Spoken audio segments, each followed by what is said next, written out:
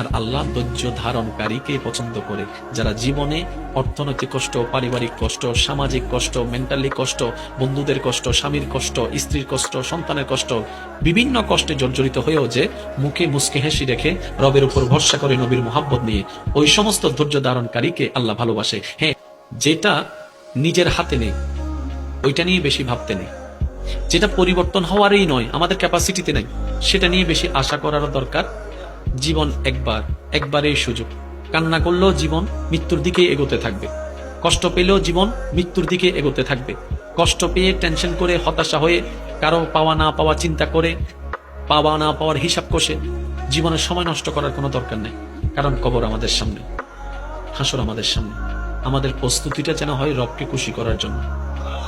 রবের সামনে কি নিয়ে দাঁড়াবো, অন্তত এতটুকু যেন বলতে পারি, ইয়া রব্বে কারীম, পারি নাই কিছু আনতে তোমাকে খুশি করার মতো, কিন্তু আমি বুঝ আসার পর থেকে চেষ্টা করেছিলাম তোমাকে খুশি করার জন্য।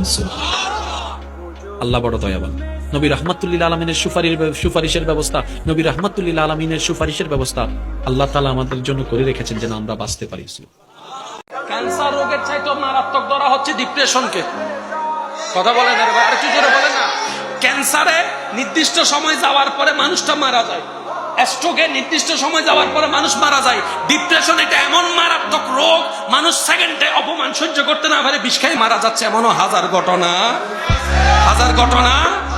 এই ডিপ্রেশন রোগের চিকিৎসা কেউ দিতে না পারলো, ইসলাম নামক ধর্ম সেটার চিকিৎসা দিয়ে দিয়েছেন। বলেন সুবহান। ধৈর্য ধরা ছাড়া, সহ্য করা ছাড়া, শুকরিয়া আদায় করা ছাড়া আর কোন উপায়? আর নামাজ হচ্ছে শুকরিয়ার সবচেয়ে উত্তম অংশ। আল্লাহর প্রিয় বান্দাদেরকে, নবী রাসূলদেরকে যখনই কোনো বিশেষ নিয়ামত দিয়েছেন, কোন একটা ঘটনা ঘটেছে, ওনারা সিজদা দেওয়ার মাধ্যমে রবের দরবারে শুকরিয়া আদায় করেছেন।